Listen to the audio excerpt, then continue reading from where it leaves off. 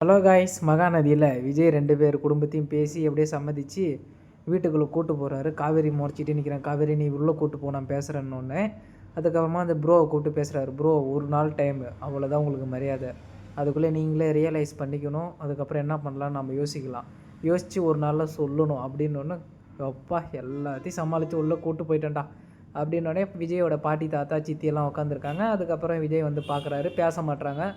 சாப்பிட்டீங்களான்னு கேட்டாலும் எதுவும் பேச மாட்டேங்கிறாங்க. அதுக்கப்புறம் உட்காந்து சித்தி பாட்டி, காவேரி வந்து என் ஒய்ஃபு, அவளுக்கு ஏதோ ஒரு பிரச்சனை, நான் எப்படி விட்டுட்டு போக முடியும் அப்படின்னு சொல்லி சமாளிக்கிறாங்க. அதெல்லாம் ஓகேடா, காவேரி குடும்பம் இருக்கிறது ஓகே.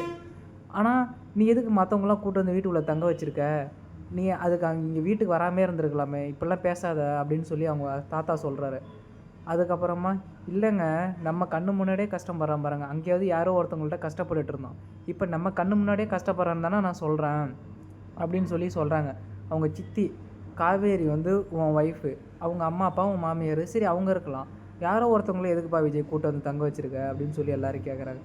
ஐயோ, இது பர்மனெண்ட் பிரச்சனை இல்லை, கொஞ்ச நாளில் சரியாயிடும், ஒரே நாள் தான் அவங்க தங்க போகிறாங்க, ஓகேவா, இதுக்கு ஏன் நீங்கள் மூஞ்சி தூக்கி எல்லோரும் வச்சுருக்கீங்க, காவேரி வந்து மாசமாக இருக்கா, என்னோடய ஒய்ஃப், அதுவும் இல்லாமல் இப்போல்லாம் நீங்கள் பேசுவீங்கன்னா ஸ்ட்ரெஸ் ஆவா, அப்புறமா அவங்க பாட்டி கட்டி பிடிச்சிட்டு சந்தோஷமாயிட்டாங்க. அவங்க தாத்தாவை தனியாக கூப்பிட்டு போய் பேச போகிறாரு.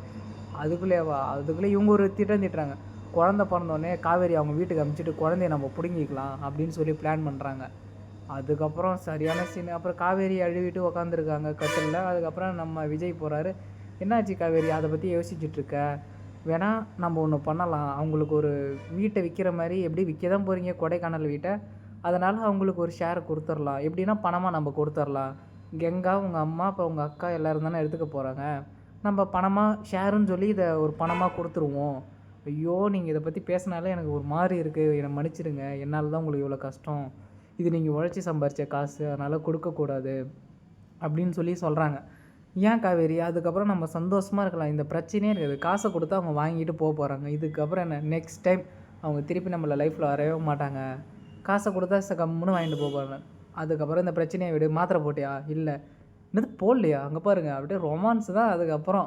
அதுக்கப்புறம் சரி காவேரி, இதை பற்றி நீ எதையும் யோசிக்காமல் படுத்து தூங்கு, இல்லைன்னா என்ன பண்ணுவீங்க, இல்லைன்னா உன்னை அவ்வளோதான் அப்படின்ட்டு விஜய் போவார். அதுக்கப்புறமா அவர் வேலையை பார்ப்பார். மறக்காமல் நம்ம சேனலை சப்ஸ்கிரைப் பண்ணிடுங்க. இன்னும் சூப்பராக தெளிவாக அடுத்த எபிசோடில் பார்ப்போம். பாய்.